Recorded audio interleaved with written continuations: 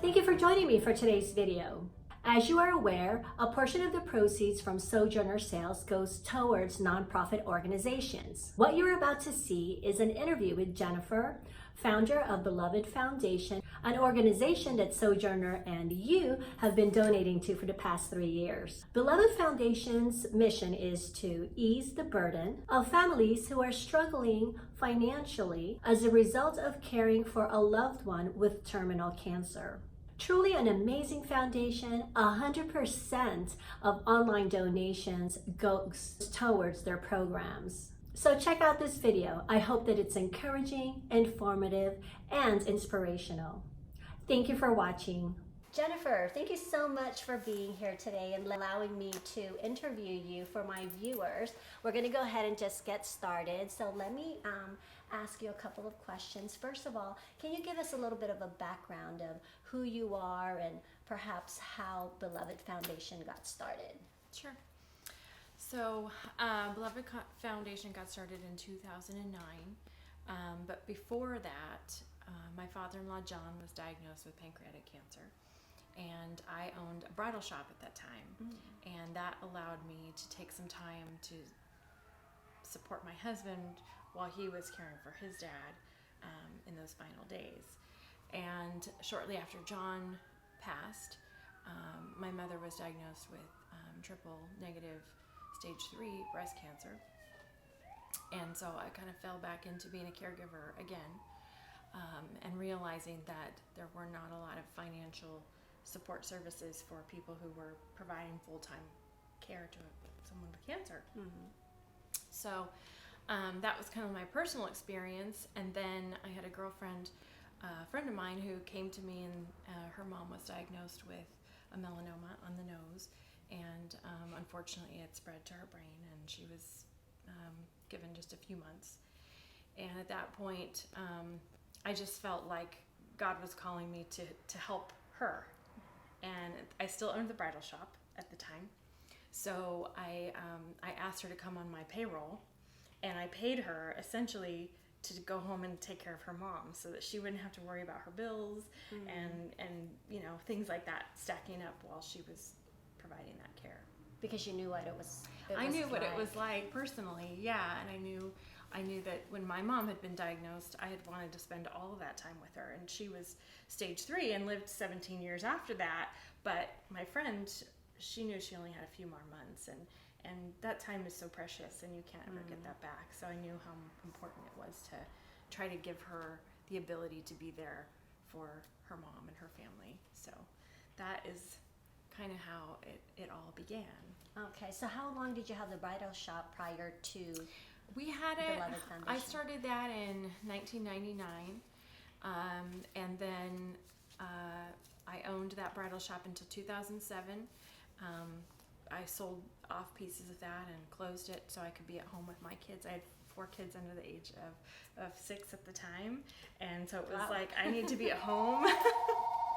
I need to be at home taking care of them, and retail's long hours and weekends, and I felt like I needed to be at home for a little while. So I went and did that, and then just kept feeling like I had this calling, that God was bringing me back to this focus of, you know, there are people out there that are going through this. And my little one was about, I guess, 9 months when my grandfather was diagnosed with leukemia, and we were doing it all over again.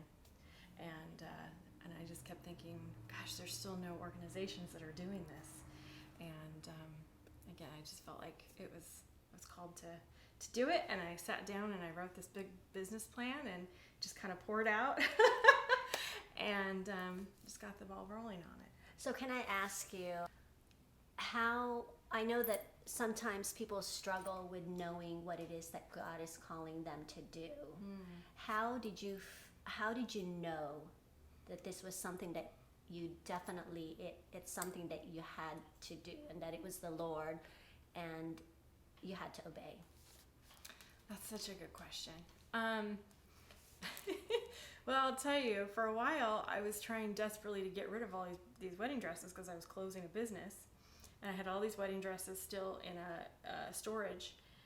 And I kept praying, where do I find the homes for these? And I was having people come to our house and try them on, and connecting with people. And I thought that was really great. But I guess my worldly part of me wanted to be rid of all of it and be done with it. And then to have that moment when I sat down and just this, like I said, this business plan just poured out, and I thought how these things are connecting in such a perfect way that you can't even think about how everything leading up to that has gotten you to that spot. And that to me is absolutely divine. There's orchestration. No, exactly. Right? Yeah. There's absolutely no denying that. And it's one of those things where you just cannot take credit for it. Exactly. Because you're just going with the flow and things are just happening, and then you have that peace in your heart knowing that you must be led by the Holy Spirit, by God. So that's really cool. Because I asked that because that's kind of how Sojourner started. Not kind of, that is how Sojourner started. I didn't set out to do it. I didn't have a business plan. I just went one step at a time. But anyway, so I think that's why I wanted to ask you how it worked for you. So, okay, so basically then how does the bridal shop that you have here correlate with Beloved Foundation? How does that all work? So the bridal shop is our main fundraiser. Gowns are given to us from designers and stores across the country, and we sell them at a discounted price, and that money goes to fund our grant program, which provides grants to families who are providing full-time in-home care to an advanced stage cancer patient. And the store, just like it did back then, is supporting families, but they're supporting families outside of our own and outside of, obviously families in our community. And it's really awesome to see how that has blossomed and is still the core of how we're able to provide. What is it exactly then that you provide for the families? So we have three arms. We have a financial arm, an educational, and an emotional arm. So our financial is our grants, which are up to $2,500 per month per family. It's based really on the needs of the family, and it's also based on the available funds of the organization. We pay our grants directly to landlords, utility companies, co-pays. So we're not writing the check to the family and saying, here's $2,500 or here's $1,300. We're actually directly paying their bills on their behalf. So that's a huge component. We also provide respite care. So if a family is, again, providing full-time in-home care 24 hours a day, sometimes you can't even get out to do your hair or go to the grocery store. Those are challenges. So we can come alongside and pay for professional home health aides to come in and give the family a short-term break to get out of the house. So that's another piece of our financial grant. Then we do cancer care kits, which are wonderful kits of personal care items that are tailored for people who are in chemotherapy treatment. Just things that you don't always think about needing, and sometimes, before you've never been diagnosed with cancer or had to go through it, you don't know, you may have dry mouth, you may have cracked skin, cracked lips, things that, going into the first treatment, you're not thinking about those things. You're just thinking about getting rid of the cancer. It's practical. So, Very exactly, practical. it's practical. And so we put together these great little kits that go out to people all over the country. And they're just, like I said, little personal care items, but it gives them a little bit of encouragement too. We try to write little notes in there and let them know that people are thinking about them and want to see them get through this. So Now, who can access this as far as, is it open to anybody, or is it just specifically for this community? Sure. So our grant program is really centralized here in Southern California. Okay. But our cancer care kits are available to anyone in the nation. So you can go on our website and order one. We do request that you cover shipping and handling, which is about $14.95 for a packed what do they call it? Prepaid box. Mhm. And then we fill the box with all of that stuff and it gets sent out directly. And then our emotional support program, our children's group, that's also pretty much a local group. We are running that in association with Loma Linda University Child Life Department, and it's really for children whose parents have been diagnosed with cancer, or a guardian or grandparent that they're very close to, and it just to give them the tools that they need to emotionally cope with their parents' diagnosis, because kids are so resilient, and sometimes when you hear a diagnosis, you're so focused on getting better, and that's what you should be, but the kids can kind of get their whole life turned upside down. So we want to make sure that they're finding some balance in that and know how to deal with those things. Again, that's very practical, and yet so needed, I'm sure. Yeah. And those are some of the things that you would not even really think of, and you guys are doing that, so that's really neat. So what do you do with the kids as far as? So it's a really new program, Yeah, right? it's a new program. It's really an art-based therapy. It's 6-week closed group, so each week builds on the week before. So we cover emotions like happy, sad, fear, anger, and how to deal with those things. But we also try to help facilitate communication between the child and the parent, because sometimes the child is very concerned that the parent could die. Even at stage 1, the kid doesn't understand what that means. And life is just totally different. So schedules are different and things like that. So we try to facilitate good communication, but also, again, how to cope with emotions that could be very negative, like anger. It's easy. It's very real. Very real. Yeah. Yeah, very real. So how many families are you able to help a year typically? It really depends, obviously, on our funding each year. Last year, I know we did 400 individuals. Wow, so that's a lot. Yeah.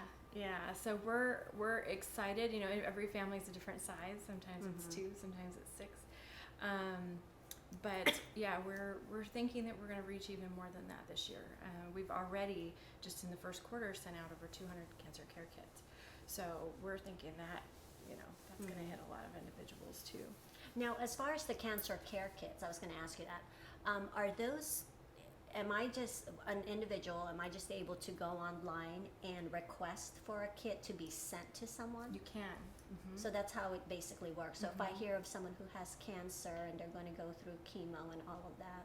You can go on and request one to be sent to someone that you know. We also have agencies that we do deliveries to, like Loma Linda Children's Hospital or Cancer Center, but the children's floor. We do regular deliveries there.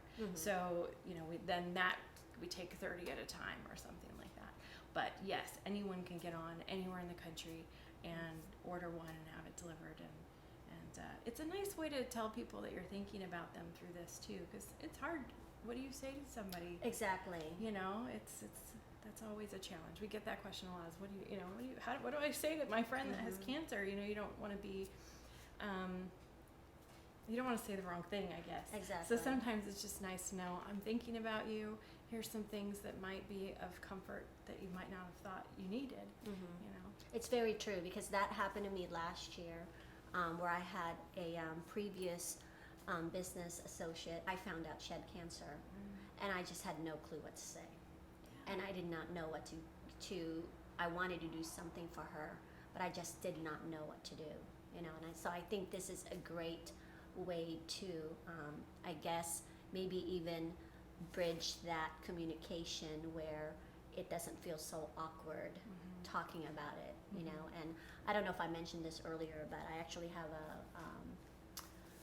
an aunt that died from breast cancer, and my dad had prostate cancer, and he had it for like 11 years, and he passed away. And so, I've only experienced very little, because when we found out about my dad, it was, it just Very late. Well, he lived another 11 years, but when he was in chemo and all that, it was like bam, bam, bam. It was so quick. It's almost as if you didn't even have time to react. Something like this, I see how it can be very helpful, even with just a care kit. It could be something very huge to somebody who really is, I'm sure, going through all sorts of thoughts and feelings and emotion, that receiving something like that would just be like, wow, someone's thinking of me. So that's a great idea. Could you share with us a story or two, maybe, whatever you would like, as far as a recent story that helps you be inspired and helps you keep going with this journey? Because I can see how something like this can be very taxing physically and emotionally, and so a lot of times you need something that that inspires you, and just there's days, I'm sure, where you're like, oh gosh, I'm so tired, and then something happens or someone says something and it just lifts you back up and inspires you to just keep on going and remembering to just take one step at a time. Can you give us a recent a story? Yeah. I would say, though, it seems to me like every single time I do start to get a little like, oh, this is so, emotionally draining. That's the time that a patient calls and I talk to them directly on the phone, and the way that they express their gratitude for what we do, it's heartwarming every single time. It's that reminder of this is why I come to work. This is why I do this. It's because I'm working because they can't right now. And the fact that we can prevent them from being evicted, we can prevent their utilities from being shut off. We can just give them that little bit of hope, between now, that being that bridge between the distress now and the future. That is just, like I said, it's when they express that to you, it's an amazing feeling. I wish every single one of our donors could talk to one of our patients, because it's incredible every time. It really is. But we've had a few really amazing patients, most of them with families, young families.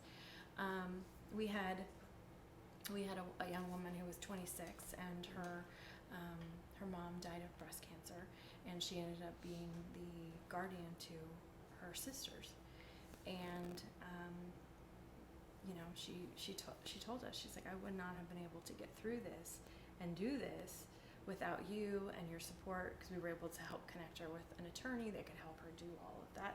But we also paid her rent for 3 months and helped her transition from her mom's home into an apartment that she could afford and could keep up, taking care of her sisters. So this is even after her mom passed away. You were able to help her. Yeah.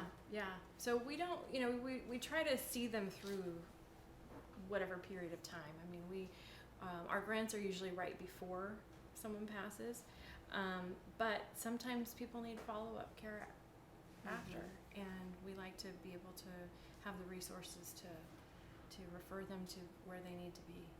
So again, that's a practical thing, because a lot of times, organizations will come in and they will help a certain amount of time, and then all of a sudden there's still that aftermath, but there's no help. And we really like to see, because sometimes we do have families that we see their application and we know this family's going to need more than what our grant is, and so what we try to do from the very beginning is say, what's the long-term plan? How can we get this family into a situation that once our grant is done, they're okay, so we want to see that full care of the family. Yeah. Now, speaking of care, we touched briefly on how being in the caring profession that you're in, I know that I could only imagine that you must many times, again, get drained by just emotions and stories you hear and all of that, and so you're always continuously pouring out to others. What do you do personally to pour back into yourself? I wasn't very good at this at the beginning. I'll be honest about that. It is draining, and it's not draining in a bad way, but it is draining. You know, you're sometimes taking on the stress of a family and concern over what they're going through, and that's hard to turn off. You know, but I've found that kind of carving out time every week for myself. And being really focused on myself and my family in that time, and making sure that faith is a huge piece of that too. You know, being able to say, okay, God, today's a new day. You know, every morning is new, and give me the strength and the ability to continue to do that. But yeah, I think having time that you specifically set aside to do something that is able to fill you back up, whether it's a devotional or it's something, you know, a creative outlet. Creativity is great for me to express kind of myself and things like that. So now I'm sure it's fitting, but wanted to ask you, do you journal? You know, I'm not every day, but I have always found that writing down things, I do more of like a gratitude journal, and that is always a wonderful reminder, because I think it's so easy to get caught up in all of the things that, you know, especially in this society, all the things we don't have, or all the things that we need, or, you know, all of the things that aren't going right, and so to write things down that you're grateful for and remember, even if it's, you know, it's the sunset, it's the rain, it's a hot shower at the end of the day, it's those things that we sometimes take for granted. I think that's really helpful. So yeah. That's great. Yeah. She at least journals. Now, I don't I'm not able to journal every day either. I sometimes will just write little quick snippets of what happened during that day, and I call it a day. Yeah. And so it's whatever works in the season of your life. Yeah. You know, and a lot of people journal to get their feelings, emotions out on paper. I tend to do that, but it's spurts. You know, I can't always sit down, and a lot of times there's not anything deep going on that I need to work out. But that is one of the ways that a lot of the viewers will do, is work out their emotions and their feelings on paper. And so, but gratitude is definitely a huge one too. I have a gratitude journal as well, that I write something every day, something to be thankful about. Because you're right, you know, especially even with hearing the stories and talking to your clients and all of that, it can really get you down and make you kind of go, you know, what's going on or whatever. And remembering those little things, you know, like the sunset, and like the fact that every day his mercies are new. Remembering those things is, you know, can really get you through the day and those nights, you know, those which could sometimes be the worst time for people. Yeah. So that's neat. Okay, so what are your current needs today for Beloved Foundation? If someone wants to get involved with your foundation, what things can they do? We always need help with cancer care kits. Corporations or offices can do, or even churches could do drives where you know, they collect items that go in the kits, and then we do have some people that like to pack them as well.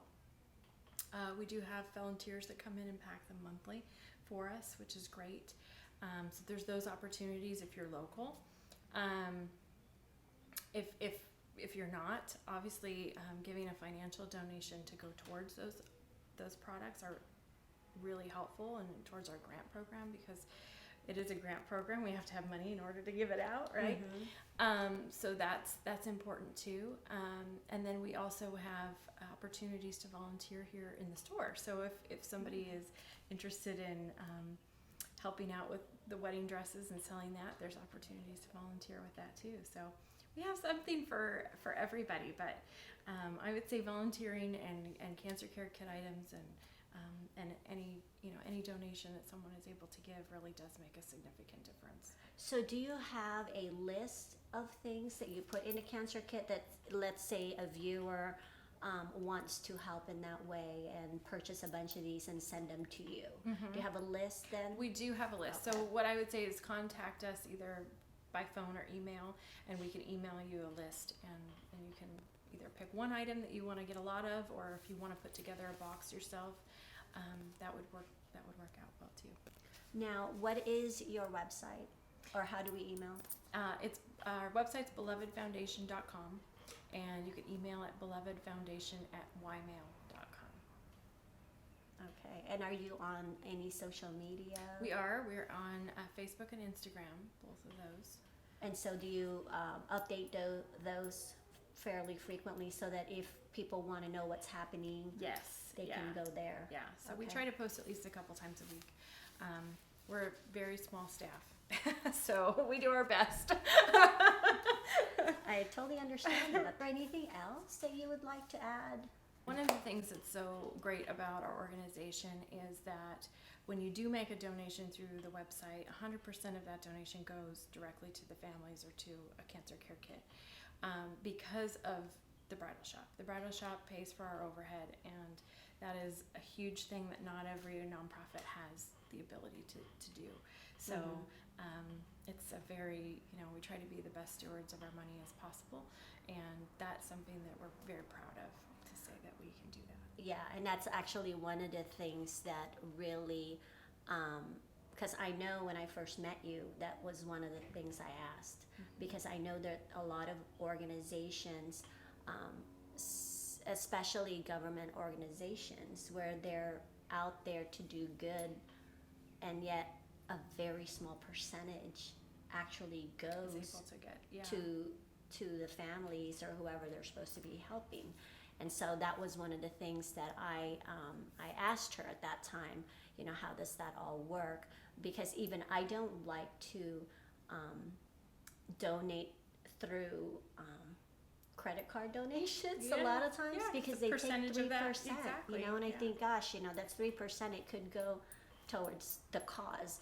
And so, but I know that that's a convenient way, and I'm sure that's one of the ways that you we can receive it that way. donations Okay. that way, yeah. But anyway, and so I was always very impressed with that, and I was just like, wow, I don't hear of organizations that are able to do that, give 100% of the donation. It makes me feel good because I know that 100% of it is going there. So yeah, that's definitely something to be proud of. Yeah, we're really excited about that. So. And so anyway, anything else that you would like to add?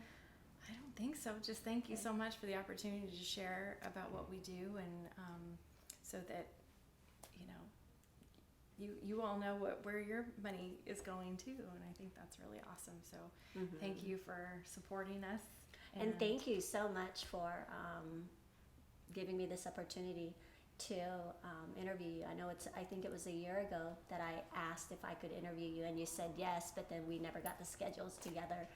And so I really appreciate it, and I hope that you guys have enjoyed this video, and I hope that you see where your a portion of what you purchase, whenever you purchase a notebook from Sojourner, it's organizations like this that it goes to. And that's why I wanted to do this video and interview with her, because this is something that you guys are doing. It's not just Sojourner, it's not me, it's all of us are doing something to help. And so with that, I'm going to go ahead and go. Thank you again, Jennifer, and we will talk to you guys soon. Bye-bye.